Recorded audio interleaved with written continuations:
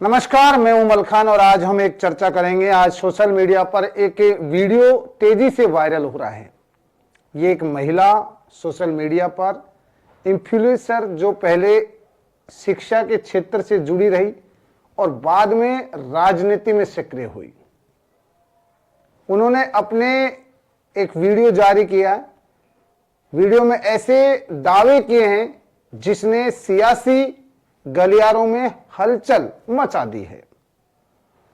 महिला ने वीडियो में दावा किया है कि राजनीति में महिलाओं को किस तरह से और कौन से रास्ते से आसान नहीं जाना पड़ता है, कौन सा रास्ता है उससे निकलना पड़ता है, बल्कि कई बार उन्हें ऐसे हालातों का सामना करना पड़ता है जो बेहद असहज माने जाते हैं और अपमानजनक भी हो सकते हैं।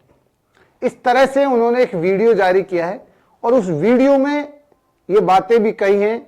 उन्होंने यहां तक कहा है कि राजनीति में आगे बढ़ने के लिए महिला को बहुत सारे समझौते करने पड़ते हैं, बड़े नेता से समझौते करने पड़ते हैं।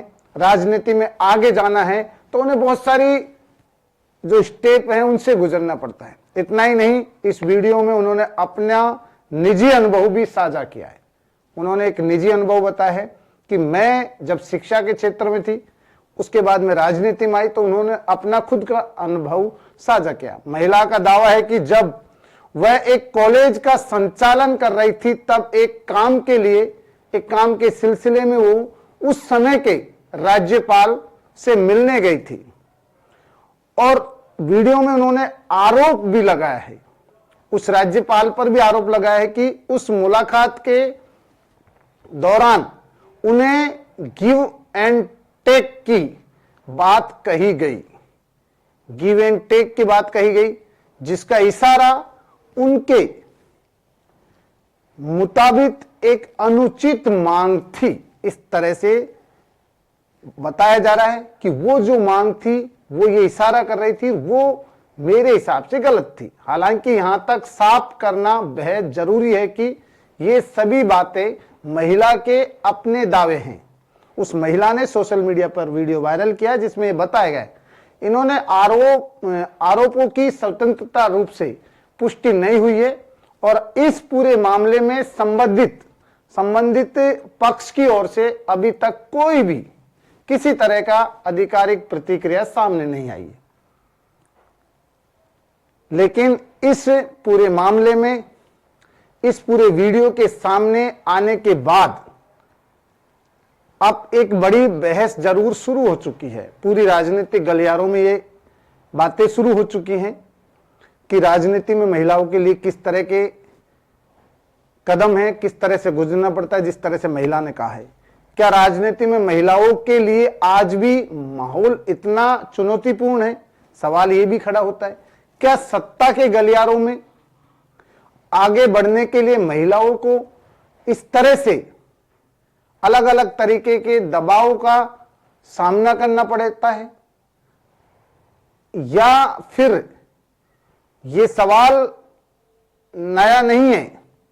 देश में जिस तरह से देखा जा रहा है, आंदोलन के दौरान, मीटू जैसे आंदोलन के दौरान भी कई महिलाओं ने अपने अनुभव साझा किए थे और वो अनुभव महिला साझा करती हैं और आज जिस तरह से साझा किया है, और उन्होंने सत्ता, पद और प्रभाव का गलत इस्तेमाल होने से की बात भी कही थी। उन्होंने कहा कि जिस तरह से जो सत्ता है, उसमें पद है, उसका पूरी तरह से गलत प्रभाव भी पड़ता है और वो चीजें उन्होंने वीडियो में भी जाहिर किए। आज फिर वही सवाल खड़ा हो रहा है, क्या सिस्टम में पारदर्शिता की कमी है?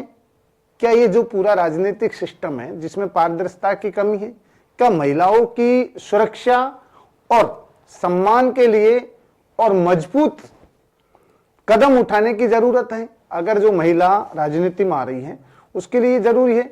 सोशल मीडिया पर लोग इस वीडियो को लेकर अलग अलग, मतलब जिस तरह से वीडियो जारी हुआ है उसके बाद अलग अलग राय दे रहे हैं, अलग अलग कमेंट भी कर रहे हैं।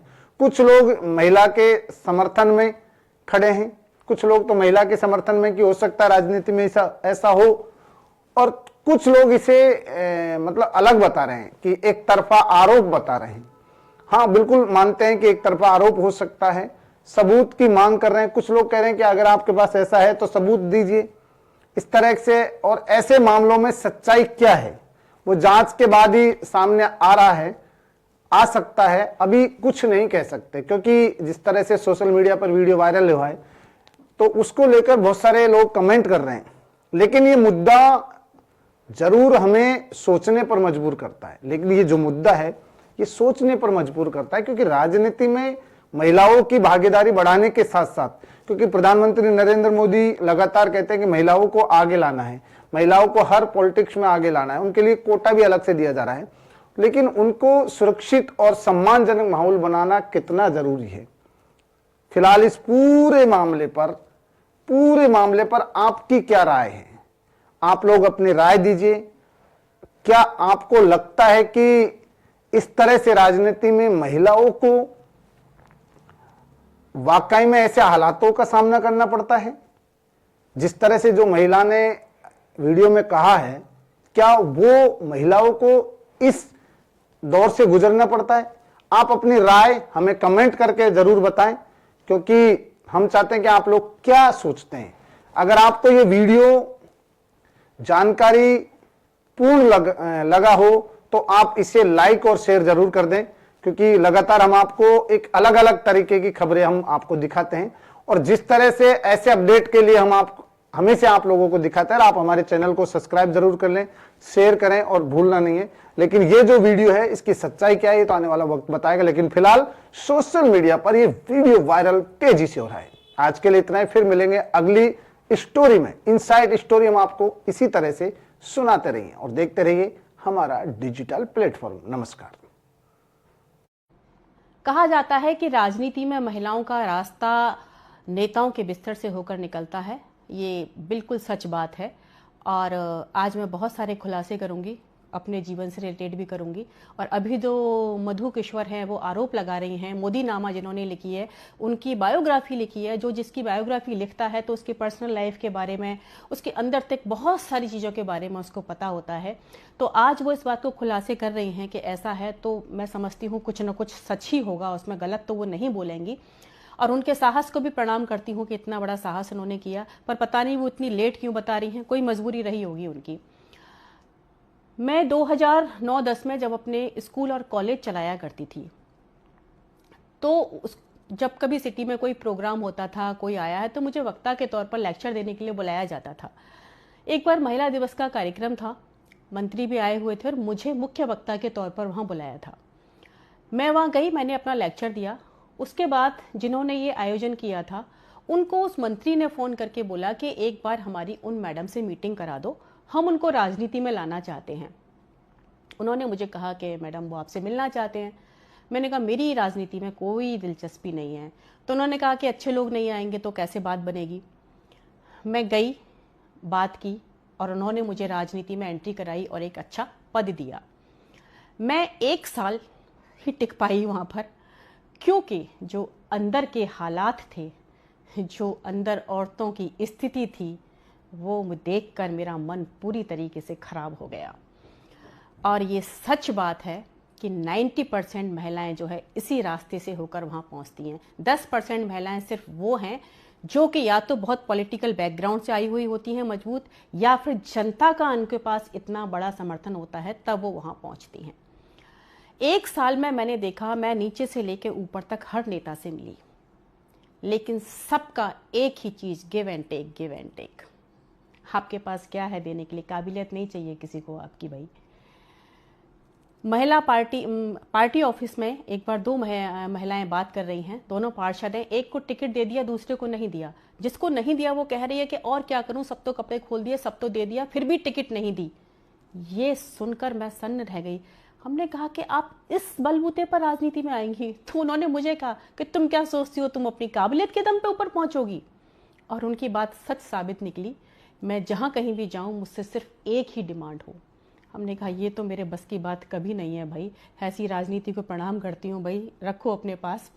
और मैंने 1 साल के बाद वो राजनीति छोड़ दी, लेकिन 1 साल में मैंने बहुत कुछ अंदर गंदगी देखी। और ये हर पार्टी का हाल है, कोई पार्टी दूध की धुली नहीं है। लेकिन ये सच बात है कि जो धर्म ध्वजा का इतना बड़ा काम कर रही है ना, जितनी धर्माधिकारी उतनी बड़ी व्यभिचारी। उनका सिर्फ एक चेहरा है, अंदर बहुत गंदगी है सबके। मेरा कॉलेज का काम था, और कॉलेज का काम यहाँ जो गवर्नर थे उस समय पे, अब वो नहीं है, कल्याण सिंह, उनसे मैं मिली उस कॉलेज के काम के लिए। उन्होंने तो सीधा मुझसे एकदम से, जैसे कहते हैं कि ना, ये दो और ये लो।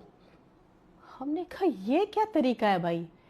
और उन्होंने मेरा काम नहीं किया। जब मैंने मना कर दिया कि मैं ये तो नहीं कर पाऊंगी कैसे भी, तो उन्होंने मेरे कॉलेज में 10 कमियां निकाल दी। अब मुझे पता था कि ये नहीं चलने देंगे।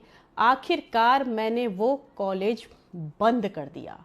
तो ये यहाँ की एक सड़ी हुई राजनीति का हिस्सा है। लेकिन मैं फिर भी उन महिलाओं से ये कहूँगी कि भाई, आप इतनी महत्वाकांक्षी कैसे हो सकती हो कि आपके पास जो अपनी सबसे अनमोल चीज होती है, आप उसी को दांव पर लगा देती हो। यहाँ सारे पुरुष ही गलत नहीं है कि भाई सारे जो है सारा दोष जो है आदमियों का है, औरतें तो बहुत अच्छी धुली हुई हैं, ऐसा भी नहीं है। क्योंकि औरतें ऐसी हैं तभी वो ऐसा हो रहा है, वो करती हैं ऐसा, कंप्रोमाइज करती हैं तभी तो आपको कंप्रोमाइज करने की क्या जरूरत है। हो रहा है तो ठीक है, नहीं बैठो अपने घर पर। लेकिन ये सच है, 90% के साथ महिलाओं के साथ यही हो रहा है। अभी और खुलासे होंगे इस चीज पर, तो आगे चीजें आएंगी। लेकिन 4 चीजें मैं अपनी सारी बहनों से कहूंगी कि तू रजिया बन, तू दुर्गा बन, तू कभी न बिन कपड़ों वाली बन। तेरे बदन पे मरते लोग, तू उस बदन की रखवाली बन। तू हर घर की इज्जत और आन है, तू नहीं अय्याश मर्दों की शान है। तू पैसे पर मत नाच, तू पैसा बरसाने वाली देवी बन। नाचना बुरी बात नहीं है, वो भी एक कला है, पर तू अय्याश मर्दों को, जल्लादों को नचाने वाली बन।